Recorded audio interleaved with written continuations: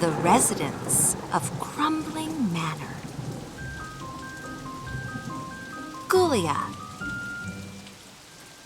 Auntie departed.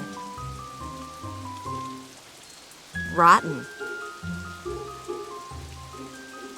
Uncle misfortune. Tragedy.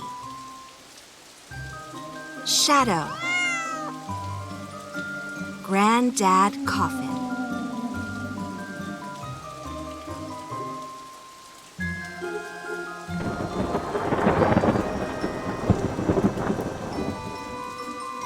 The residence of Fancy Manor.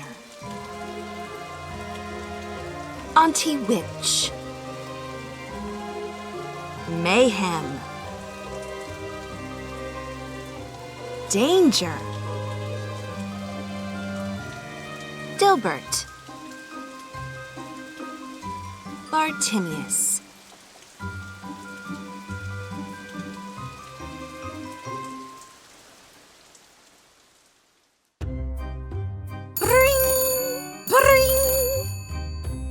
One morning, the residents of Crumbling Manor woke to the ringing of the old telephone. Auntie Departed was very grouchy until she recognized the voice on the other end of the line.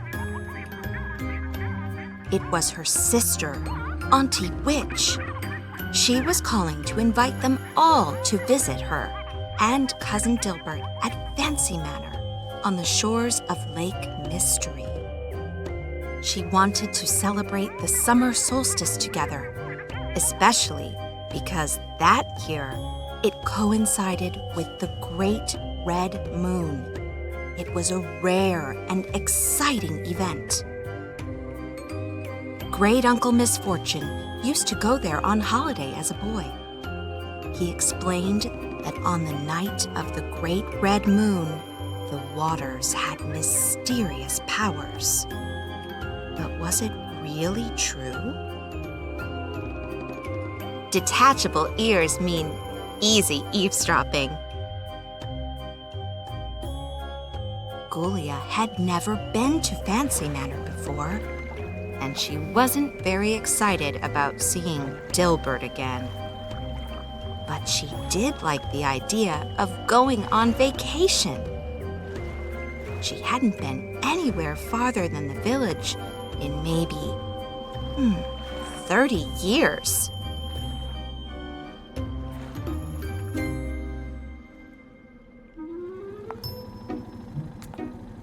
Three days later, they were ready to leave. The family set off together for Lake Mystery. Tragedy, the albino greyhound, was their driver. Uncle Misfortune grumbled that they should have left at night, but Auntie Departed had wanted to do it the way living folks did. We set off at dawn, even if we are dead. Granddad Coffin's old ice cream truck. There is nothing better than a chilled compartment to maintain Auntie's wrinkles. Repainted so that no children approach for ice cream.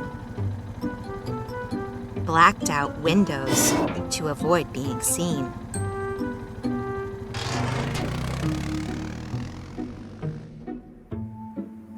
After several hours of travel up and down mountains and around winding paths, they finally arrived at Fancy Manor.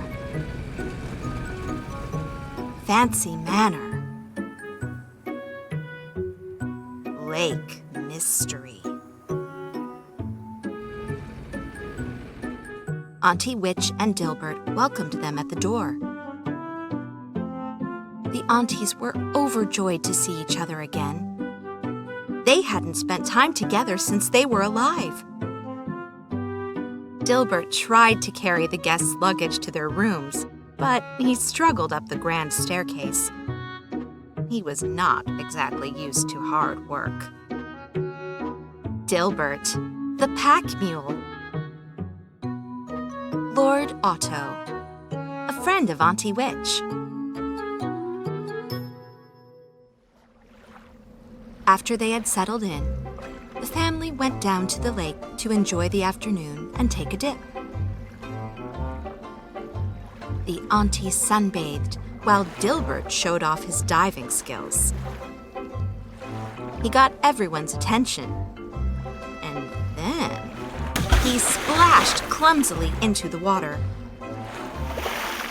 Dilbert re-emerged covered in muddy weeds and missing an arm. Thankfully, Tragedy managed to track it down. He's a much better swimmer than Dilbert. Bartimius doesn't want to swim. Who knew Dilbert was into yoga? At that very moment, a car pulled up to the manor's gates. A serious and dull-looking man attached something to the railing. After the car drove off, the family emerged from their hiding spot and read the sign. Property to be auctioned. House is currently uninhabited. No known living heirs. The fine print read, In the event of no legal heir making themselves known at the town hall, the property will be auctioned off this Friday.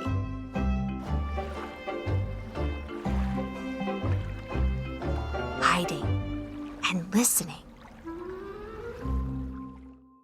Auntie Witch flew into a total panic.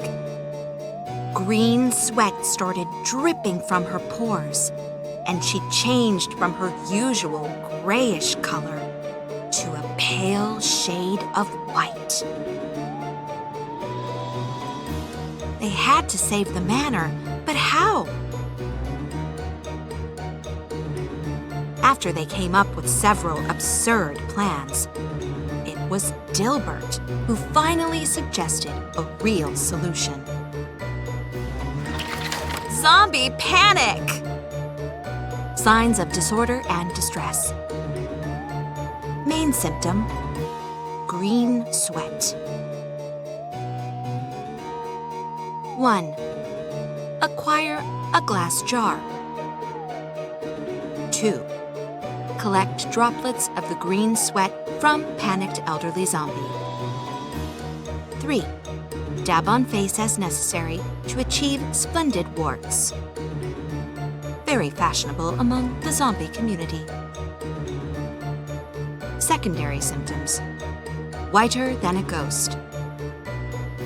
When a zombie panics, she turns very, very pale. She appears even whiter than her closest undead friend, the ghost. Dilbert ran home immediately and returned with an old book, The Laws and Legends of Lake Mystery. He was well acquainted with this book and immediately turned to the page titled, The Back to Life Potion.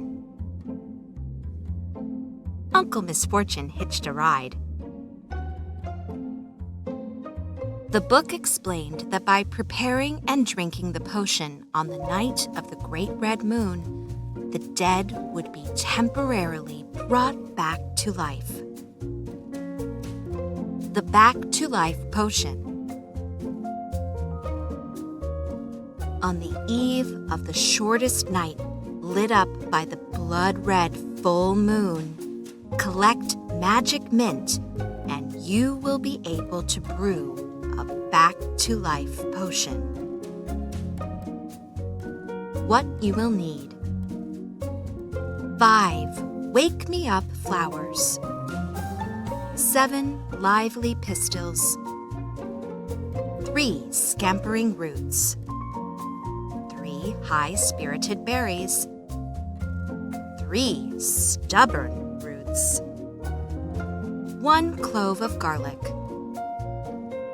Grind everything with a pestle and mortar and boil at midnight on the eve of the summer solstice for 7 minutes under the light of the great red moon. Before drinking, repeat 3 times. Carmina possunt deducere lunam. The others gazed at Dilbert in disbelief, and Auntie Witch declared that it was all a load of nonsense. However, Ghoulia backed Dilbert up immediately. They should be prepared to try anything, and time was slipping away. In order to get some magic mint, they would need to reach the little island in the middle of the lake that very evening. At dusk, Ghoulia, Dilbert, and Tragedy set sail. They collected the magic mint and brought it back home to brew a potion.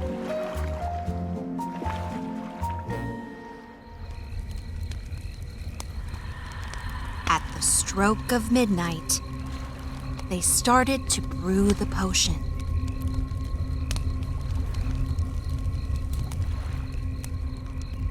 They made a whole cauldron full, just in case. The most important thing was to ensure there was enough for Auntie Witch. She would go to the village and prove she was the rightful owner of the manor.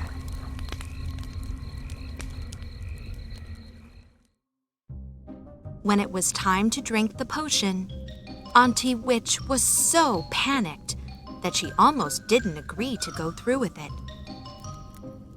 But Ghoulia offered to drink it with her. She would come back to life too. They drank it all up in one go. Then they waited and waited.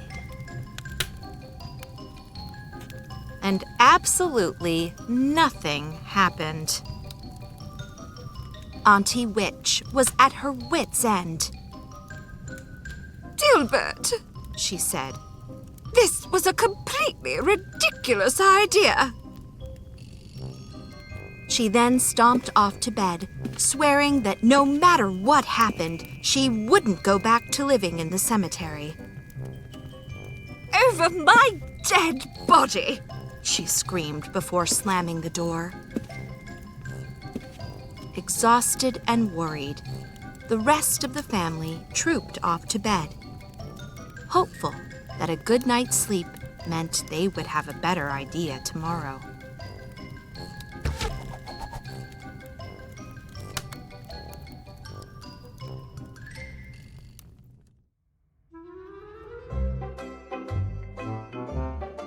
The whole manor awoke the next morning to a delighted shriek. Auntie Witch was staring at her reflection in the grand mirror. She had pink skin, soft hair, and none of her limbs could be removed. The potion had worked! Yay! Oh la la! Oh my goodness, I look gorgeous! Said Auntie Witch. Spiky thistles from Lake Mystery. Danger and mayhem. Auntie Witch's feather boa. Meanwhile, a sleepy Ghoulia padded down the stairs, still in her pajamas. "What's going on?" she asked. Everyone turned to look at Ghoulia and gasped. Ghoulia ran to the mirror. A girl with glowing red cheeks and shiny black hair stared back at her, speechless. She felt so alive. Tragedy brought everyone back to reality by pointing out that fashions had changed in the last 50 years. everyone would need to update their wardrobes. He also reminded Auntie Witch to change her date of birth that was included in the paperwork for the manor. Nobody would believe that she was more than 100 years old. 2 of Auntie Witch's husbands.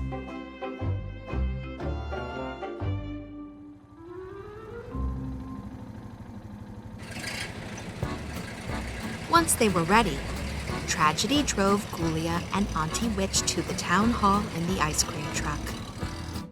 Auntie Witch was nervous, but she walked right in and introduced herself. She said that there had been a mistake. She was the legal owner of Fancy Manor and felt more alive than ever.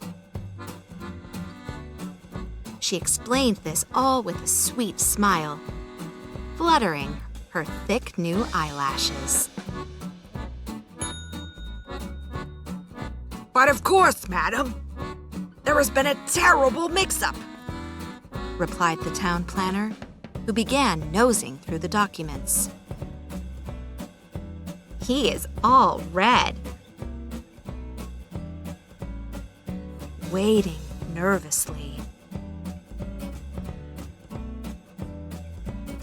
In accordance with Clause 34, negated by Article Number 22, in conjunction with the 8th Amendment, in relation to uninhabited property, maybe yes, maybe no, less the 18% mentioned in Article Number 57 in relation to a legitimate 3/4 share of the inheritance in question. In the event of no legal heir making themselves known under Clause 422, in conjunction with uninhabited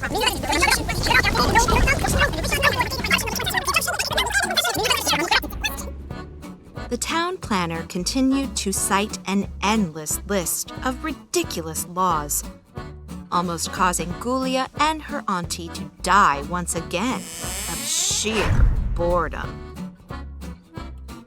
Finally, he said, I believe that everything is in order. He then added, blushing, I imagine that you will be staying here at the lake for a few days. May I ask where you are residing? Without a moment's thought, Auntie Witch replied, Oh, at the manor, with my family.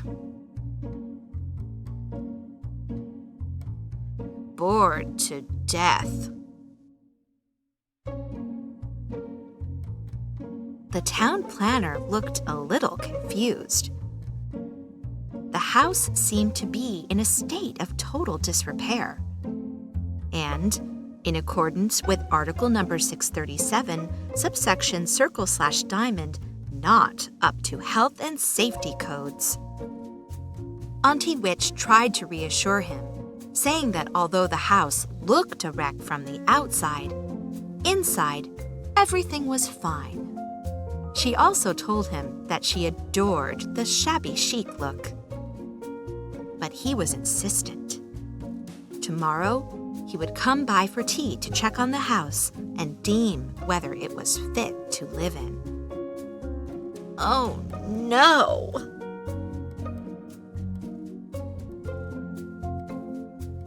Home, sweet home.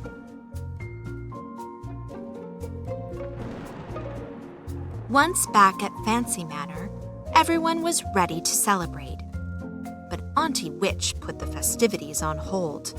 They had to completely tidy up the house, and everybody would need to return to life for tomorrow's visitor. The whole family was very anxious. However, Tragedy took charge of coordinating the cleanup operation.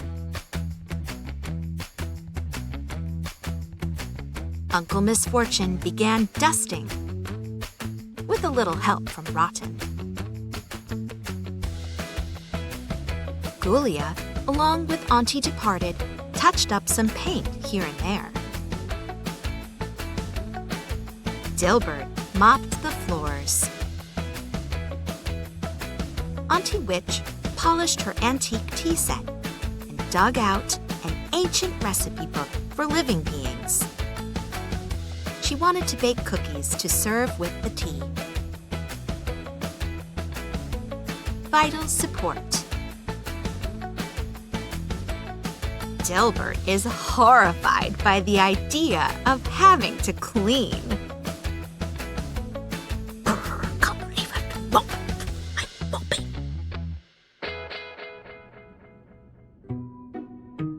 That evening, before bedtime, the family had a toast to drink up the remaining potion. They hoped that everything would go according to plan the following day.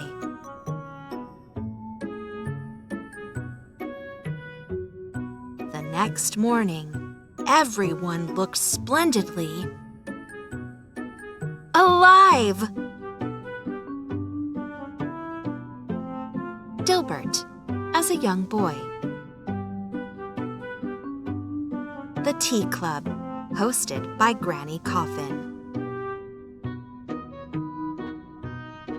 Iced tea to toast with. Who knows how long the potion's effects will last? The next day, at 5 o'clock on the dot, the town planner's car parked in front of Fancy Manor.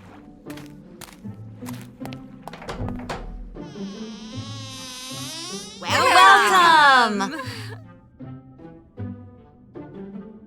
Gulia's family, alive and very tense, was ready to receive their visitor. The only person missing from the welcome party was Uncle Misfortune, who, given his lack of a body, risked provoking some awkward questions. They greeted their guest in the living room, where Auntie Departed was on hand to serve tea and cookies to everyone. Against his wishes, Tragedy played the role of a pet dog, and Auntie Witch introduced Dilbert and Gulia as her children. Before tea was to be served, the planner inspected the house.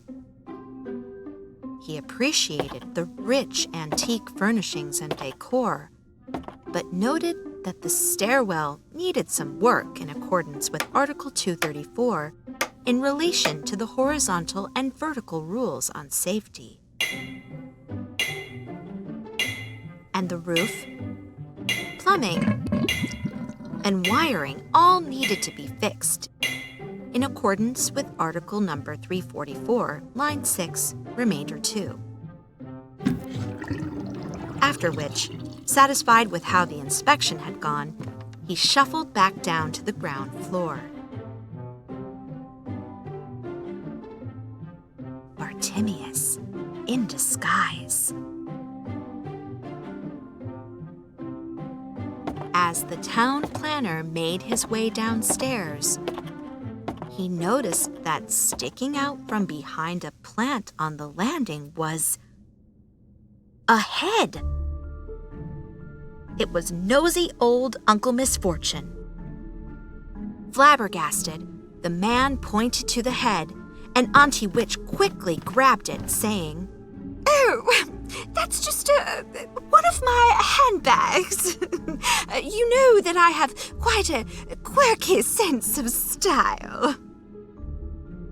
The town planner was startled, but reassured, so he continued his tour of the house. But once they arrived back in the living room, the magic potion started to lose its power.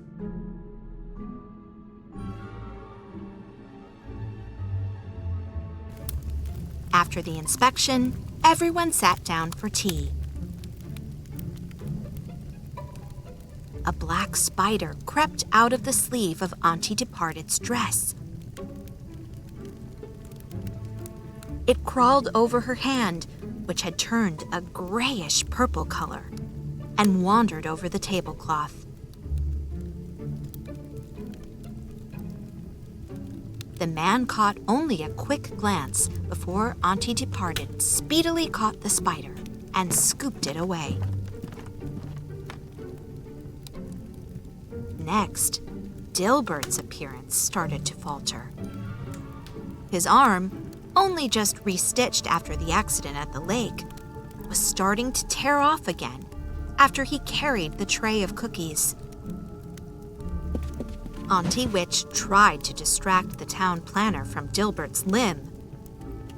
But then, Ghoulia's face returned to its usual pale color, with purple shadows under her eyes.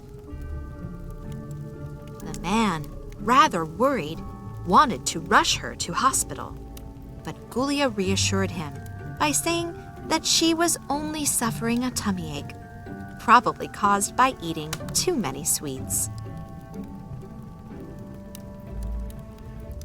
Thank goodness Rotten is on hand to resew. To wrap up their little party, Auntie Witch announced that she had to leave immediately. The visit finished in the nick of time, a horrific experience, both because it was so anxiety-inducing and so boring. Once the town planner was gone, everyone breathed a deep sigh of relief. It had been a fun adventure to return to life for a bit, but ultimately, they were all delighted to be dead again. A costume party in 1887. Cousin Macbeth posing, and some skinny guy on the left.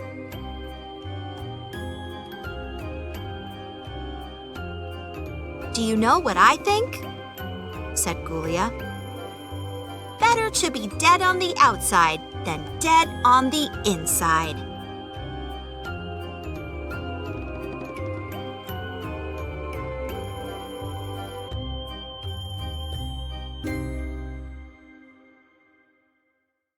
And now for some extra special fun.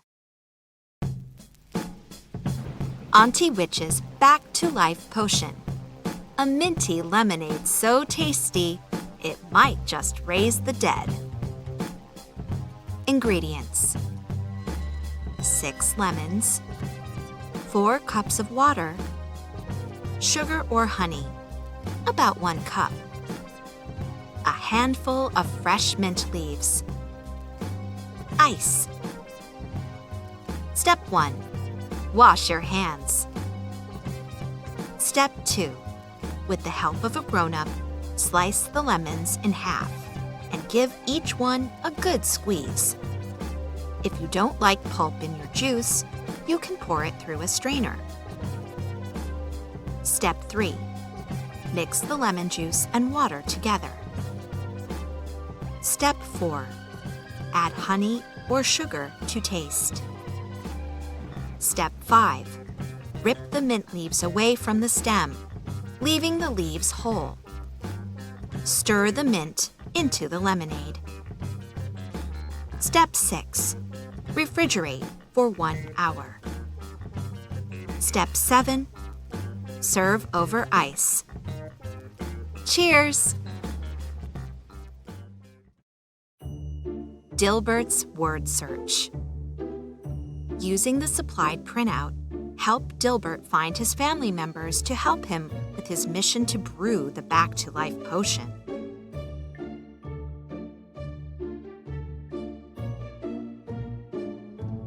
Decorate your own haunted house. Using the supplied printout, complete Fancy Manor with lots of fun and spooky details.